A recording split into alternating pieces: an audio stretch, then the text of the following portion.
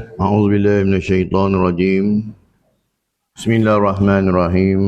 الحمد لله رب العالمين وبه نستعين والصلاة والسلام على سيدنا المرسلين وعلى آله وصحبه أجمعين.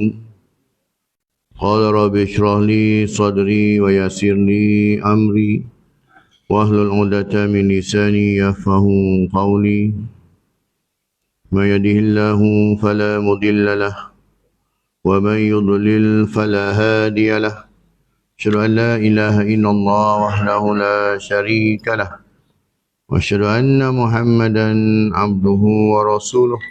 رب يسر ولا تعسر بالتمن بالخير. اللهم فقهنا في الدين وعلمنا تأويل. اللهم لا سهل إلا ما جعلته سهلا وأنت تجعل الحزن إذا شئت سهلا. اللهم يا حي يا قيوم برحمتك نستغيث أصلح لنا شأننا كله ولا تكلنا إلى أنفسنا طرفة عين. أما بعد. Assalamualaikum warahmatullahi wabarakatuh. Alhamdulillah, sidang jemaah yang dirahmati Allah Subhanahu wa taala. Syukur kita kepada Allah Taala kerana pada malam ini sama-sama kita dapat menunaikan solat fardu maghrib secara berjemaah dan juga dapat kita duduk berniat i'tikaf sementara kita menantikan masuknya solat fardu isyak, serta dapat kita duduk dalam jilsah ilmiah, dalam majlis ilmu yang mana kita mengupas kitab penawar bagi hati. Penawar bagi hati pada malam ini insya-Allah kita akan mengupas pada bab yang pertama. Bab yang pertama iaitu pada menyatakan syarah at-ta'am. At-ta'am, pada menyatakan syarah at-ta'am. At-ta'am itu artinya sangat loba atas makanan. Sangat loba kan. Dia tamak hal loba tak? Tamak hal loba. Jadi dia loba ni maksudnya dia bukan hanya sekadar ambil untuk dia. Tapi dia ambil tu lebih. Dia untuk dia cukup dah sebenarnya. Itu orang panggil tamak. Orang tamak ni dia sebenarnya untuk keperluan diri dia cukup. Lepas dah pun. Tapi sebab nafsunya dia rasa, aku ni kan dapat satu tak cukup ni, kena ambil lagi tak. Jadinya ambil lagi tu tak pakai pun. Tak guna pun tak. Tu kata tamak haloba. Dia bukan sekadar dia ambil lebih, dia siap ambil hak orang lagi. Sepatutnya ambil seorang satu je pun. Kan? Tapi sebab tamak halobanya pasal, maka dia ambil lebih. Yang lebih tu buat balik tak pakai pun. Kan? Tak guna pun. Tapi orang yang sepatutnya dapat tadi tak dapat. Dia sanggup buat macam tu dah. Ini cerita tentang semua berpuncanya daripada makanan. Atau perut lah disebut. Adalah sangat loba atas makanan itu setengah daripada asal segala kejahatan. Bermula segala kejahatan tu mula pada makanan. Kerana perut itu tempat keluar bagi segala keinginan. Puncanya keinginan tu mula dari perut. Daripada perut tu sendiri. Dengan sebab kita bekerja pun sebenarnya cari rezeki pun nak isi perut tak? Bukan isi nak isi perut kita tak? Perut isteri kita, perut anak-anak ni lah. Itu punca dia tu. Kan? Sakat tak dapat yang lain tak apa lagi. Tapi kalau perut tak terisi ni, orang sanggup buat apa sahajalah. Sebab nak mengisi perut tu. Kalau pakaian kurang, kemudahan lain kurang tu boleh lagi tolak ansur. Tapi kalau bab perut, kalau perut kita tak lapar pun, kalau anak-anak teringin nak makan tu, teringin nak makan ni, sanggup kita ngikat perut. Ni punca sini. Kerana daripadanya terjadi keinginan faraj. Kemudian apabila merasai oleh keinginan makanan dan keinginan jima'. Dua ni nafsu lah pula. Bila sebut tentang faraj ataupun kemaluan ini, dia mari ke mana pula? Pertama dari si perut, nafsu lah pula. Daripada nafsu itu. nescaya terjadi daripadanya sangat loba kepada harta. Disebabkan nak makanan tadi dapat dah, ya, keinginan nafsu pun dapat. Jadi sebab nak dapat berulang kali tu kena cari harta lah. Tidak dapat macam mana nak makanan kan? Jadinya nak mana memenuhi keinginan nafsu macam mana kalau harta tak ada? Maka loba pula pada harta. Maksudnya dia berkait-kait rantaian tu tak. Punca asal perut dia, tapi dia mari yang lain, ya. Kerana tiada dapat menunaikan dua keinginan tadi, keinginan perut dan juga nafsu tu tadi, ya. Kerana tiada dapat menunaikan dua keinginan itu melainkan dengan harta.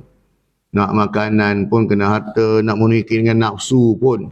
Dia sebut sini jima lah, tapi kena nafsu kita apa sahajalah.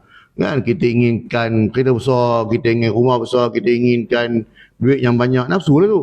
Jadi kenalah dengan harta ni, ya. Dan terjadi daripada ingin kepada harta itu, ingin kepada kemegahan. Jadi dah dapat memenuhi keinginan perut tadi, nafsu pun dapat, harta pun dapat. Dia nak apa lagi? Manusia ni kemegahan. Dia nak orang sanjung dia pula. Itu memang betul, normal tu, ya. Sama lah. Kita tengok sejarah Fir'aun pun demikian, ya. Sama je, konsep dia sama. Dia manusia tu sifat dia. Kalau dia bermula daripada kosong tu, dia bekerja, dia kerja dapat apa yang dia hajati. Daripada pekerjaan yang dia dapat tadi, dia rajin lagi, dia usaha lagi, lebih lagi dapat, dia berjaya lagi, naik lagi pangkat. Sampai jadi bos, kira-kiranya apa lagi dia nak, ya. Bila dapat apa yang kira semua dapat, bila gaji dah besar semua dapat ni, dia nak orang, ya, kemegahan pula. Kemegahan dia dapat dah. Sebut nama dia semua orang kenal. Satu Malaysia boleh kenal nama dia, sebut nama orang kenal. Kemegahan dah dapat dah. Apa lagi dia nak? Peringkat paling tinggi sekali tak? Dia akan pergi ke peringkat dewa, kedewaan. Dia nak aku cakap semua orang ikut. Dewa tu. Kita panggil dewa dah bawah sikit pada Tuhan lah. Kan? Sebenarnya Tuhan pun, Fir'aun tu sampai peringkat mengaku dia Tuhan. Ya? Sampai peringkat dia suruh rakyat dia sembah dia pula. Itu peringkat teruk tu. Ya? Jadi ni manusia memang macam tu. Sebab bila dia dapat apa yang dia nak, dia tetap tak rasa puas. Maka dia nak lebih lagi. Bila dapat yang lebih pun dah dapat dah. Dia nak lagi lebih. Lagi lebih tu, dewa, Tuhan, dia nak apa saja nak keluar pada lidah dia ni menjadi wahyu. Orang akan ikut, orang akan patuh dia. Ini, kan? Itu peringkat dewa lah. Peringkat Tuhan tu macam Fir'aun. Orang sembah dia pula. Ya? Itu manusia. Dia boleh terjadi pada sesiapa sahaja sekiranya tidak ada iman dalam hati. Itu je lah. Itu cerita dia lah. Ini cerita ni lah. Kalau ada iman dalam hati, ada takwa dalam hati, tak ada masalah. Jadi macam Nabi Sulaiman alaihissalam. Bukan setakat makhluk bukan setakat manusia. Nabi Sulaiman kuasai seluruh makhluk tunduk dengan Nabi Sulaiman. Tapi adakah berubah Nabi Sulaiman menjadi dewa, menjadi Tuhan? Adakah jin-jin manusia sembah Nabi Sulaiman? Tak ada seorang pun. Tapi jin ni cukup takut, ya, dengan Nabi Sulaiman AS. Tapi Nabi Sulaiman tak ada apa-apa pun. Aku ni hamba Tuhan. Relax ya. Tapi manusia bila tak sedar diri, dia tak ada iman, kena uji sikit dengan harta, dengan kemegahan, dengan kuasa ni, maka dia lupa diri lah. Ya, sebab apa? Sebab dalam diri tak ada iman, dalam diri tak ada takwa. Ni cerita ni. Punca perut. Nak isi perut tadi tu. Kerana sukar mengusahai akan harta itu melainkan dengan kemegahan. Nak orang hormat kita, nak orang sanjung kita dengan harta, dengan kekayaan. Ini cerita dalam tajuk ni sebab dia dapat, maksudnya bukan cerita dari sudut pandang agama tau. Kita nak orang sanjung kita sudut agama bila mana kita bertakwa pada Allah, taat perintah Allah, jaga silaturahim, orang sanjung. Sebut nama ni, arwah dulu ya Allah, dia ni cukup bagus lah. Tapi pangkat tak besar, kerja biasa, kerja kampung. Kan? Tapi bertakwa pada Allah SWT. Hati tu cantik, tak pernah nak merosakkan orang, tak pernah nak melaga-lagakan orang. Kan? Orang kampung biasa je, tak ada pangkat tinggi pun. Tapi kenapa orang sanjung dia tak? Sebut nama dia, ya Allah, bertahun-tahun orang sebut nama. arwah ni dulu kalau kita urusan semua dia lah yang ke depan, dia lah ni. Dalam buat duit tak kira langsung orang sebut. Dia bukan kaya mana pun. Tapi bila dia nakkan sanjungan itu melalui harta, kemegahan dengan cara bukan keimanan, bukan dengan cara ketakwaan, ni cerita dia. Jadilah macam Firaun, Namrud, Haman, apa lagi, Zamrud, semua ada lah. Kan? Jadi orang macam ni, Korun, semua orang jahat-jahat ni. Yang disebut dan ni menjadi contoh tak baik sampai kiamat lah kot. Dia sebut nama Korun, nama Korun, nama Firaun ni, kan? Oh banyak dah sebut. Penceramah-penceramah kalau bercakap tak lari pada tu. Maksudnya disebut bukan sebab kebaikan, tapi keburukannya. Kita tak nak yang ni lah. Kemudian apabila menuntut ia akan harta dan kemegahan dan mendapat ia akan keduanya, dah dapat dah. Harta pun dia dapat, kemegahan pun dia dapat. Nescaya berhimpun padanya oleh beberapa banyak daripada kebinasaan. Harta dapat, kemegahan dapat bukan dengan cara ketakwaan dan keimanan, maka akan berhimpun padanya beberapa banyak daripada kebinasaan. Dia menuju ke arah kebinasaan. Apa dia? Seperti riak dan takabur dan dengki dan berseteru dan lain daripadanya. Harta dah ada, bila nak bersedekah tu dengan penuh riak. Siap sebut-sebut lagi. Bagi tahu orang tadi. Saya semalam saya dah bagi 1,000 buat ni. So orang sanjung, orang hormat dengan sanjungan dia. Timbul riak dalam ibadat. Apa saja dia buat perkara-perkara ibadah, semua dengan tujuan nak orang sanjung. Dengan tujuan orang tengok dia buat. Nak sedekah, letak RM50, angkat tangan tinggi-tinggi tak? Mujur tak ada tabung gerak dah hari Jumaat. Ada tabung gerak je Jumaat tu. Tengok orang angkat tinggi-tinggi sikit. Celak ambil 50, tak dalam tak. Nak bagi tahu apa? Dia ni 50 dia masuk kan. Kali itu je lah. Nak tunggu pula tahun depan lah kalau ada. Kan? Buat apa? Riak ni apa lagi tuan-tuan? Dalam bab ibadah ni, waktu dia seorang-seorang dia tak buat pun. Dia nampak ada orang tiba-tiba rajin pula. Kan? Bukan hanya dalam bentuk ibadah saja. Dalam bentuk urusan dunia pun sama. Pekerjaan. Time orang tak ada, relax je. Time orang ada, tiba-tiba buat sibuk, ketuk sibuk lah. Kan? Time orang ada tu, bos ada tu, tantang dia rajin pula pegang menyapu, sapu pula. Lap-lap tingkap pula. Macam tu lah. Piramli tunjuk contoh ni dah ada dah. Tengok cerita dia. Bujang lapuk semua dah ada dah contoh tu. Tiba-tiba pula rajin. Riak dah dapat, orang dah sanjung dia. Baguslah kau rajin semayang, rajin sedekah semua ni. Mari takabur pula. Ini semua penyakit-penyakit yang tak dapat menolong ke akhirat ni. Mari sifat takabur. Ya. Takabur tu sembang besar. Sembang derah orang panggil. Lepas saya cakap tak. Dia sembang derah. Saya setakat nak bagi derma ni 1,000 lah. Tak ada masalah lah. Kan? Duk cerita tu. Dia duk ungkit cerita dulu ni. Dia bagi sekali tu je pun 1,000. Tapi dia ulang-ulang. Ya. Dia pernah tolong seseorang ni itu je. Tapi dia ulang-ulang. Itulah cerita dia. Orang datang dah kalau jumpa dengan dia ni. Dia ulang cerita tu. Sampai orang siap bersembang. Kau tahu dengan kau dah ada cerita belum? Yang dia segar 1,000 dulu. Ada cerita kan kau? Dah. Tanya orang ni pun dah. Benda yang sama je. Duk ungkit benda tu lah. Kan? Dia cerita tentang kemegahan dia dulu. Ni. Kan? Dan membanding-bandingkan dengan orang pula. Sebab tu dalam Imam Muslim kata apa? Kan? Imam Muslim ambil pada Rasulullah lah. Ya, siapa yang mengatakan umat ini telah rosak. Dia bandingkan tu dulu kan, dulu macam ni, macam sekarang teruk. Anak muda sekarang ni teruk betul lah. Dulu teruk cara dulu, hari ni teruk cara hari ni. Tak sama. Sebab tu Sayyidina Umar kata, didiklah anakmu mengikut zamannya. Jangan kau didik anakmu ikut zaman kau. Sebab kena ikut didik anak, ikut zaman dia. Zaman sekarang apa dia? Jenis canggih-canggih ni, handphone lah, apa benda gadget, benda tak. Tapi cara nak kita bentuk dia macam mana? Nak halang tak boleh. Zaman sekarang ni. Jadinya cara kita nak bentuk, nak kontrol dia, itu je. Nak menahan tak boleh. Macam dia arus sungai. Nak menahan macam mana? Jadi kata Imam Muslim, dalam Sahih Muslim sebutlah, sabda kata apa? Siapa yang mengatakan bahawa umat ni telah rosak, sebenarnya dia yang rosak. Bukan umat tu rosak, umat tu memang macam tu dah pun. Maksudnya apa? Engkau cuma pandai komplain je. Tak, tu komplain kau umat ni teruk hari ni, budak teruk tu. Apa usaha engkau untuk buat bagi budak tak teruk? Apa usaha?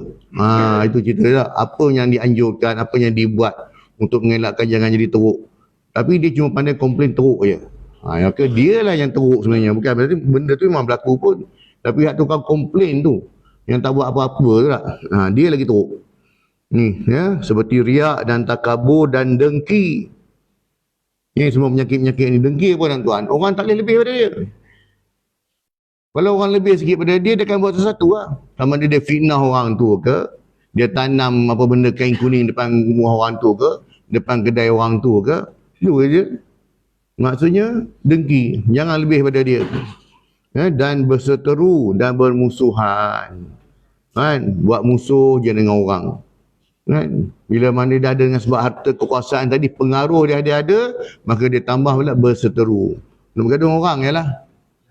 Sebab dia ada dia punya pengikut-pengikut dia sendiri. Dan lain daripadanya. Dan tempat keluar semuanya itu perut. Punca tadi mari riak, takabur, nak harta, nak kemegahan, nak sanjungan, semua punca pada perut je. Asalnya nak isikan perut. Maka kerana itu membesarkan oleh Rasulullah SAW akan pekerjaan lapar. Sebab itulah Nabi SAW banyak berlapar daripada kenyang. Rasulullah anjurkan kita supaya banyak berlapar. Banyak berlapar. Bila berlapar ini, kita akan kenang siapa pencipta kita. Siapa pencipta kita. Bila keadaan lapar ni, kita sedar diri.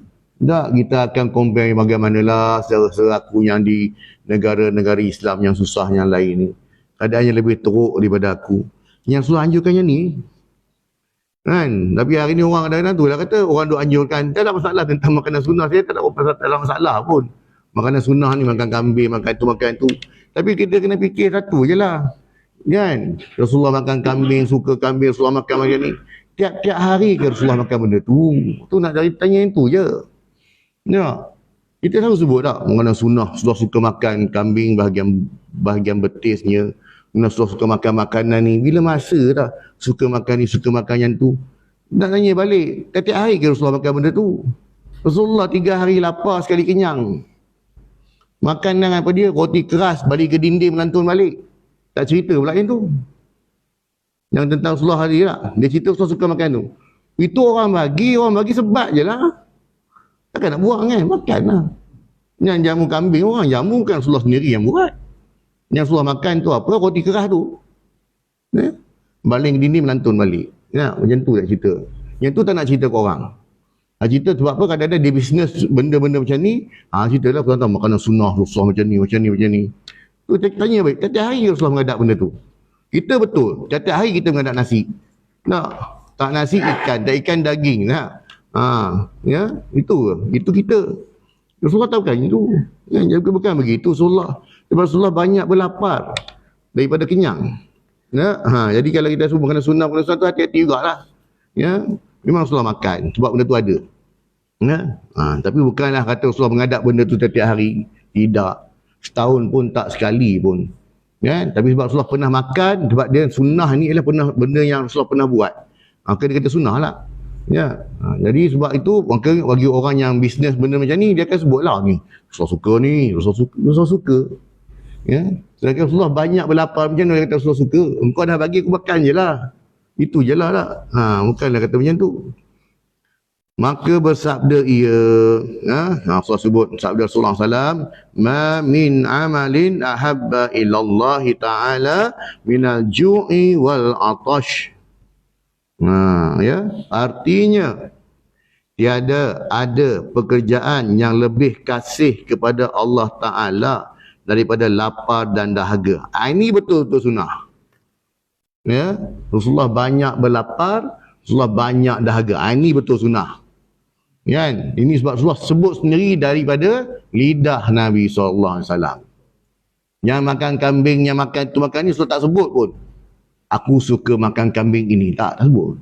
Itu sebab sahabat tengok Rasulullah makan. Nah, jadi Rasulullah tengok sahabat makan, sahabat tengok Rasulullah makan, sahabat bagi tahu. Yang ini keluar daripada mulut Nabi sendiri. Rasulullah sendiri yang cakap, ini lagi kuat berbanding hak saya tu. Ya. Apa dia? Ya, saya ulang balik ni. Tiada ada pekerjaan yang lebih kasih kepada Allah. Maksudnya tidak ada lebih amalan yang Allah Ta'ala lebih suka daripada kita ni kena banyak berlapar dan kena banyak dahaga. Kenapa? Bila kita lapar dan dahaga, kita akan ingat siapa diri kita dan siapa pencipta kita. Ya Allah, kalau time-time macam ni ada nasi Ibrani, ya, nasi Bukhari, sedap ni. Ingat pada Allah tak? Dengan ya Allah, kalau dapat minum air time-time, ya Allah sedap, ya Allah. Oh, ya. Kan, baru ingat. Ya. Kalau jenis macam ni pun tak boleh ingat juga. Allah Ta'ala tambah lagi bagi sakit. Nak, ya Allah, kalau time-time tu baring atas katil, kalau time-time dapat pergi masjid, ya Allah, dapat solat berjemaah, ya Allah, nikmatnya, ya Allah. Alhamdulillah lah tu. Kan? Jangan duduk tengah baring macam ni dah, oksigen dah masuk, ya Allah, kalau time-time ni duduk padang golf, ya Allah, dapat 18 lubang ni, ya Allah, seronoknya dengan kawan-kawan. Itu memfikir balik ya. Jadinya itu. Sebab apa? Tujuan bagi lapar dahaga nak suruh ingat pada Allah, ingat pada akhirat, ingat pada diri, nasib diri. Sebab di padang mahsyar nanti, inilah keadaan kita. Di padang mahsyar nanti, lapar dan dahaga lah kita tak? Tu. Kalau tak ada amal soleh lah. Kalau ada amalan soleh, orang yang sentiasa hatinya terpaut di masjid, insya-Allah duduk bawah arasy Allah Ta'ala. Ya, dapat duduk bawah arasy Allah Ta'ala lah, sejuk, dingin, relax tak? Ni dan sabda sabda Nabi SAW lagi, Sayyidul a'mali al-ju'. Apa sayyidu? Penghulu segala amalan, segala pekerjaan itu lapar. Ya?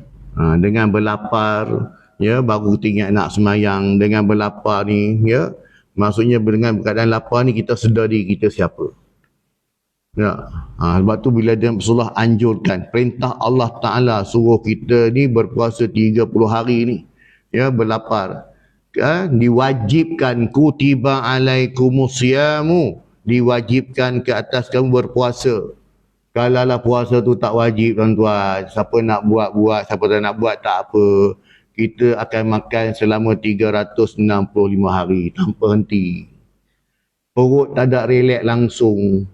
Nak merayu-rayu perut, tolonglah berhenti dah sekejap. Nak berhenti dah sekejap, pagi nasi lemak dengan roti canai, tengah hari pula baulun asam pedas, petang ni pula dengan kuih keria dah pula. Malam karang mi kari, mi bandung. Sebelum tidur minum makan cicah biskut lagi tu. Sebelum tidur punya makan.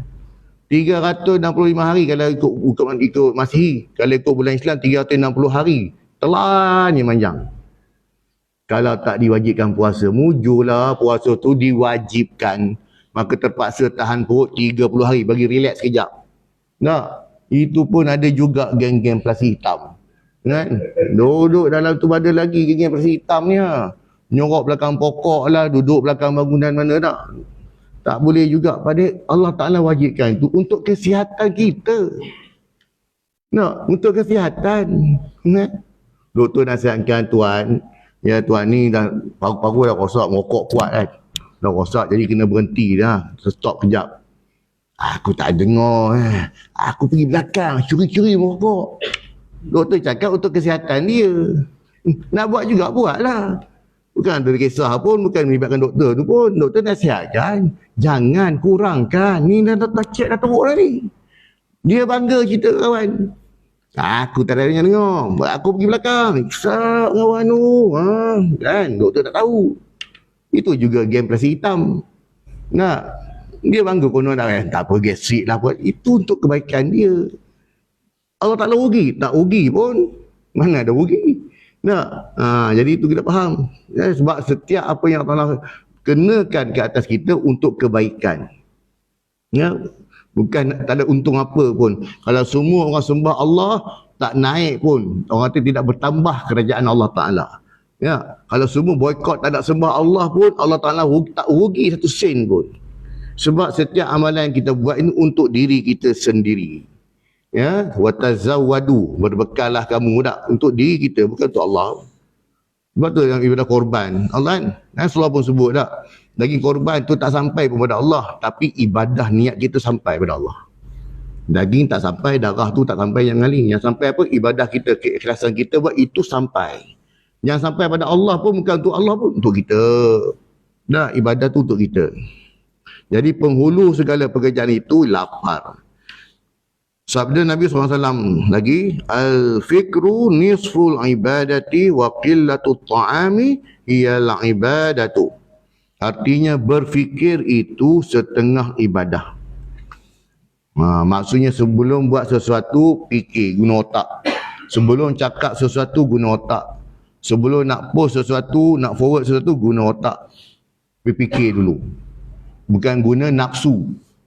Ya. Bila bukan guna nafsu. Bila guna nafsu ni, tu yang pepatah Melayu sebut, telajak perahu boleh diundur, telajak kata buruk padahnya. Nah, cakap tak fikir. Orang ni sebut mulut tak ada insurans. Kan? Dia cakap, dia tu memang macam tu, cakap ikut hati dia. Ya, memanglah. Sebab dia berkata ke orang. Tapi kalau orang kata kat dia macam tu pula, terasa pula. Kan? Dia kata ke orang boleh. Kan? Dia kata ke orang boleh. Aku memang macam ni. Aku dia outspoken. Tak apa, aku cakap je. Okay, fine. Tapi kalau dia kena macam tu lah, macam mana? Koyak juga. Kan? Jadi kena fikirlah. Kalau kita boleh buat orang macam tu, kalau orang buat kita, apa lah kita rasa? Tak? Selama hari ni kita boleh kata, alam kau ni aku cakap sikit pun dah terasa. Fine. Kalau kau kena pula macam mana kan? Jadi fikir. Ya, guna otak. Kemudian berfikir itu setengah ibadah. Dan sedikit makan itu, ia satu ibadah. Fikir tadi setengah, separuh, half. Tak, separuh pada ibadah. Ya? Menahan lapar tu, berlapar itu satu ibadah. Maksudnya berfikir separuh, tapi kalau lapar satu. Ibadah dikira sebagai ibadah. Sebab tu orang yang berpuasa itu ialah mereka yang daripada dia start berpuasa sampai dia berbuka, semuanya dikira ibadah. Sampai disebut tidur orang yang berpuasa pun ibadah. Ya, sampai macam tu disebut. Sebab apa? Sepanjang dia beribadah, sentiasa beribadah. Dan sabda Nabi SAW, afdalukum indallahi ta'ala atwalukum ju'an wa tafakkuran wa abghadukum ilallahi ta'ala kullun akulin syarubin na'umin. Maksudnya, artinya, yang lebih afdal daripada kamu daripada sisi Allah Ta'ala, yang lebih lama kamu lapar dan berfikir, dan yang lebih dibenci daripada kamu kepada Allah Ta'ala, tiap-tiap yang banyak makan, banyak minum, banyak tidur. Allah Ta'ala suka, yang Allah Ta'ala paling suka ialah bila mana kita ni banyak berlapar dan berfikir. Itu Allah Ta'ala suka. Dan Allah Ta'ala benci pada orang yang mana ya, banyak makannya, banyak minumnya, banyak tidurnya. Makan, minum, tidur. Makan, minum, tidur. Makan, minum, tidur. Itu je kerja dia. Dan sabda Nabi SAW lagi, mala'adnu Adam wi'aan syarran min butnihi hasbabna Adam luqaimatun yuqimna sulbahu. Artinya tiada memenuhkan manusia akan bejana yang lebih jahat daripada perutnya. Bejana tu bekas. Ya, memada akan manusia oleh beberapa suap yang membetulkan akan tulang belakangnya. Menyebut akan segala hadis ini Al-Imam Ghazali dalam kitab Al-Arba'ina fi Usuluddin. Ya, maksudnya ialah orang yang banyak melapar ini, dia lebih taklah suka dan memadailah makannya itu. Jangan diisi perut itu dengan, orang kata, dengan segala macam benda tak. Dan ketahui olehmu bahawasanya bagi lapar itu beberapa faedah. Dia ada faedah dia. Setengah daripadanya nipis hati hingga mendapat ia akan sedap mengerjakan ibadah, dan setengah daripadanya cerdik hati kerana kenyang itu menyebabkan bodoh, dan setengah daripadanya memecahkan keinginan mengerjakan maksiat dan mengerasi atas nafsu yang sangat menyuruh dengan kejahatan. Orang yang cerdik ini bila mana dia kurang makan. Bila kurang makan dia banyak berfikir. Ya, dengan ni. Orang yang kenyang ini kerana apa? Akan menyebab dia kebodohan. Dia dah kenyang dan nak buat ibadah pun malas. Nak bangun Allah lihatnya susahnya. Dan orang yang kenyang ini juga akan suka menangguh-nangguhkan. Ya. Jom semayang. Nanti dulu. Kenyang. Buk penuh kan. Bengah-bengah. Nanti dulu. Kan. Nak buat apa pun semua nanti dulu tak. Sama pun kalau kita buat kerja pun tuan. Kan. Kalau buat kerja dah. Kan. Begitu jugalah. Bila diisi penuh perut tu maka akan rasa malas. Akan datang perasaan malas pada kita. Kenapa bodoh? Bodoh itu sebab apa? Singkat fikiran kita. Nak cepat je lah. Dan setengah daripada ringan tubuh bagi sembahyang tahajud dan mengerjakan ibadat.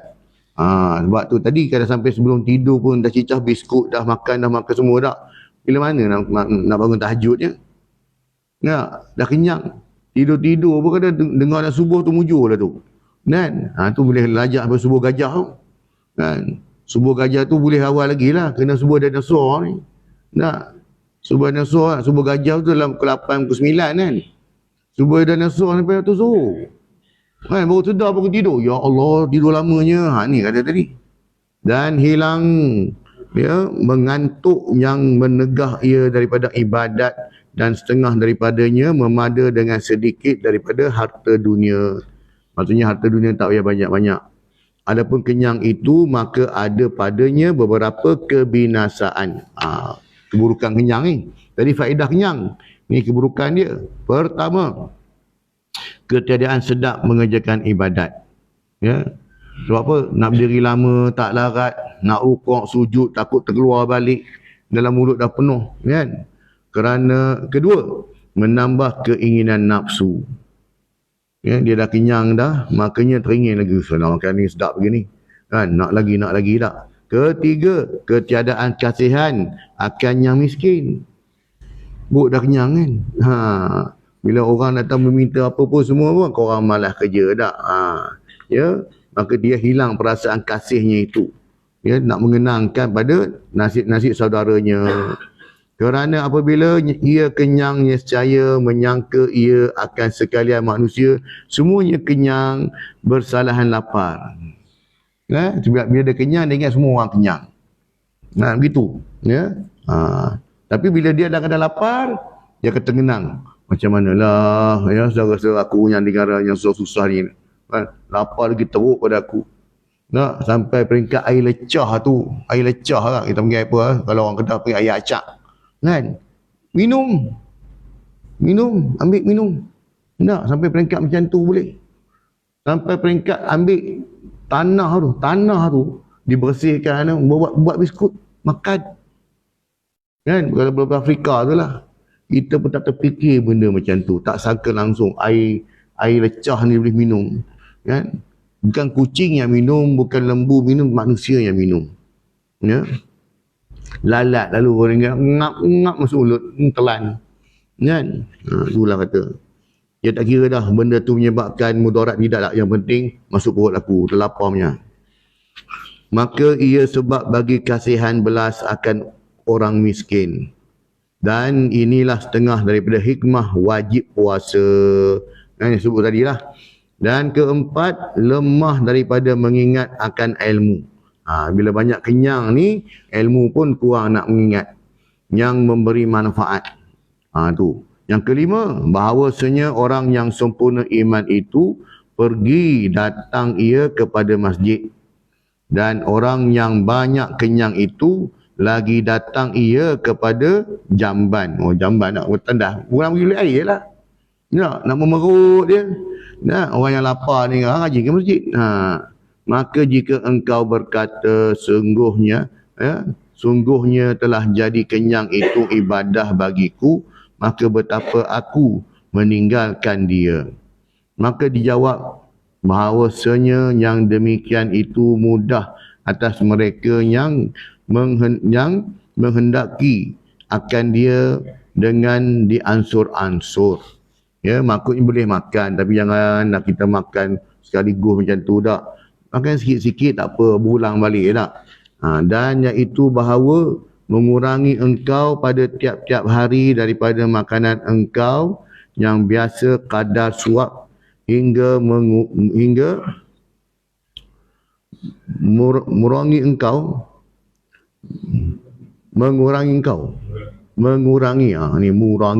mengurangi engkau akan sepinggan di dalam sebulan. Maksudnya kadar makanan itu kita kurang-kurangkan suapannya. Kalau sebelum ni letak nasi dalam 2-3 senduk, kurangkanlah, kan? Lama kurang pada 2 kurang pada 1 tak. Ya, portion makanan pun nak lebihkan sayur tu lah. Kurangkan nasi nak lama-lama tak. Makin lama makin sikit.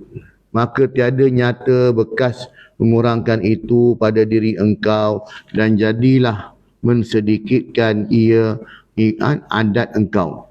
Ya, kurangkan. Kebiasaan kita kalau sebelum ni, dengan sebab kita ni banyak makan, kita check balik diri kita, selama ni patut aku susah bangun tahajud. Tak? Rupa-rupanya kita check balik, kalau kita makan ni menyebabkan kita ni susah bangun tahajud. Sebab apa? Sebab kita dah sebelum tidur pun kita dah makan lagi. Maka kita cuba check balik, okey. Kan? Cuba adjust balik kita punya waktu makan. Ya, kalau orang pakar kesihatan pun sebut tak, makan sebelum maghrib lah, kurangkan makan ni, kurangkan ni tak. Makanya sekiranya dengan sebab punca makan tadi menyebabkan kita susah nak bangun tahajud, maka kita adjust kat situ lah. Ya, jadual makan kita tu. Dan ketahui olehmu bahawasanya mensedikitkan makan ia tiga pangkat. Nak mensedikitkan makan itu 3 pangkat.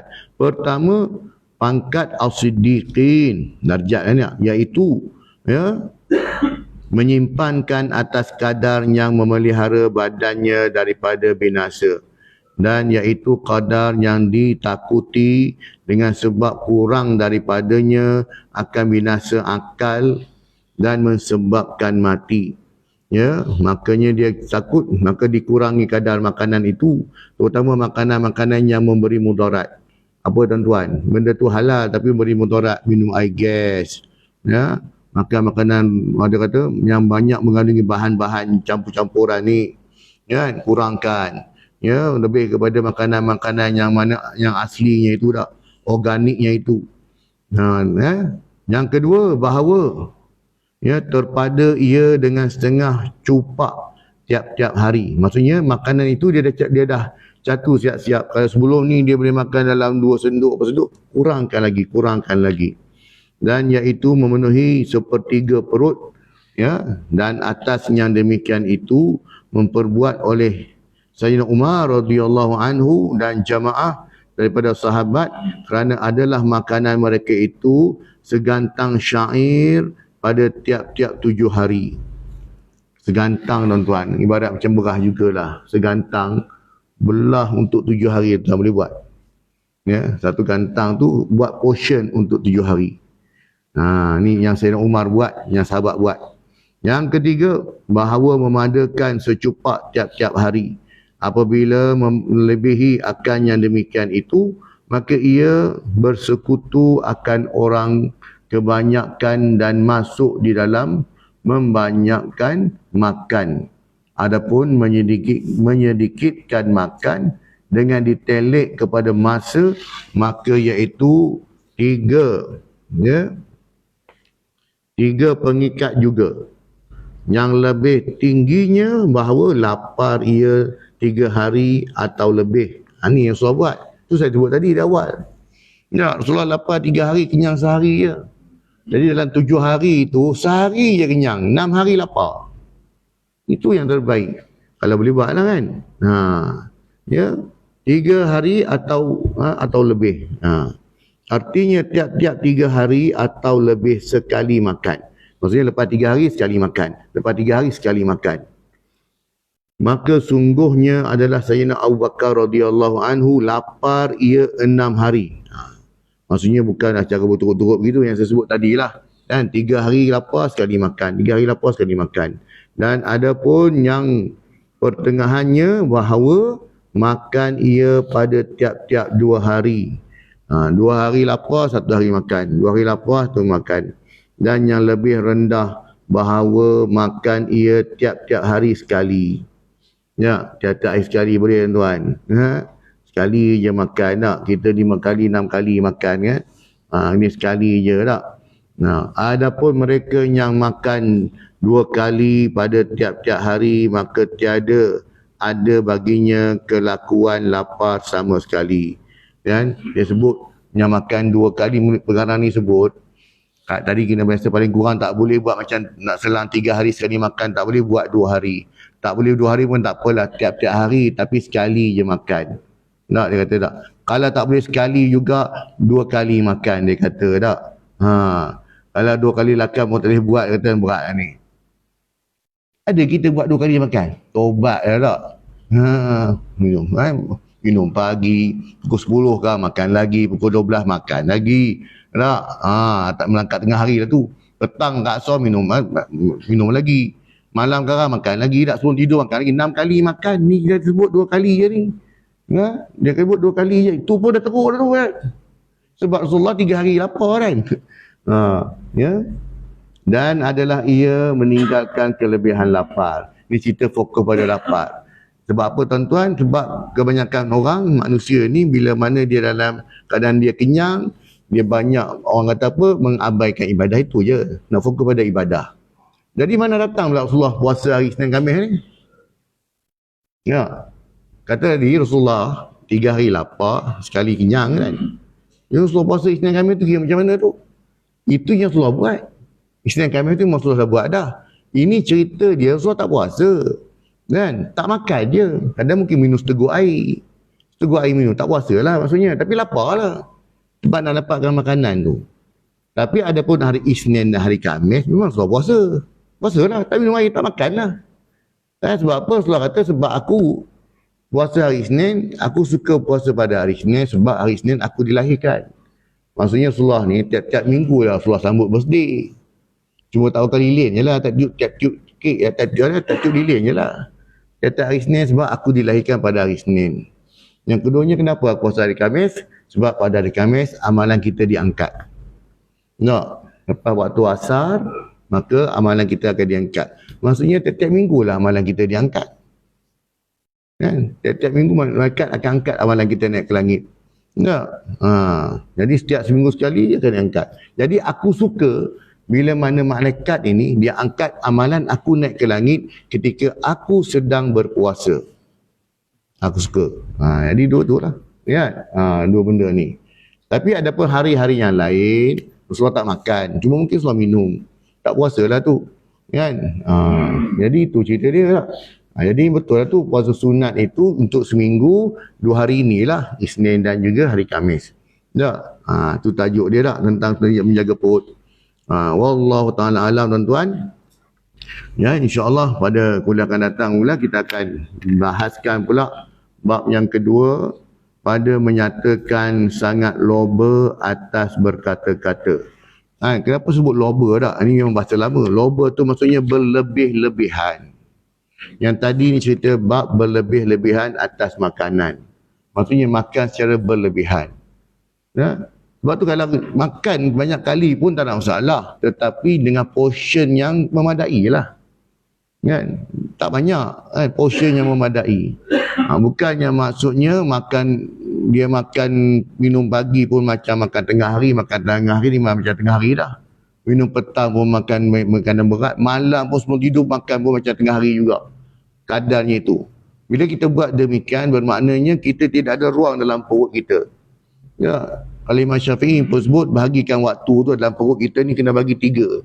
Pertamanya untuk makanan, yang keduanya untuk air, yang ketiganya untuk udara. Ini 3 dia sebab untuk makanan semua penuh tak?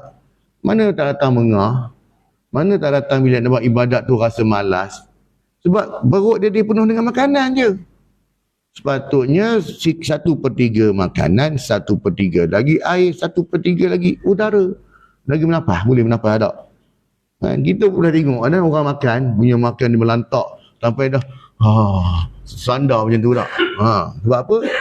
Memang tak boleh ni. Dah penat bukan sebab penat apa? Penat makan. Jadi tak perlu ada macam tu. Ya kita pun memang insya-Allah tak begitu pun nak. Tapi cuma kita beringat itulah berhati-hati tak. Ya, wallahu taala alam. A'udzubillahi minasyaitonir rajim. Bismillahirrahmanirrahim. Alhamdulillahirabbil alamin wassalatu wassalamu ala sayyidina Muhammadin wa ala alihi wa sahbihi ajmain. Allahumma rabbana zidna ilma warzuqna fahma wa amalan maqbula. Allahumma ja'al jam'ana hadza jam'an marhuma wa tafarruqana min ba'dihi tafarruqan ma'suma. Allahumma rabbana atina fid dunya hasanah wa fil akhirati hasanatan wa qina adzaban nar. Wa sallallahu sayyidina Muhammadin wa ala alihi wa sahbihi wa barik wa sallam. Subhanaka rabbi izzati amma yasifun. Wassalamu ala mursalin walhamdulillahi rabbil alamin. Subhanakallah wa bihamdika asyhadu an anta astaghfiruka wa atubu ilaik. Assalamualaikum warahmatullahi wabarakatuh.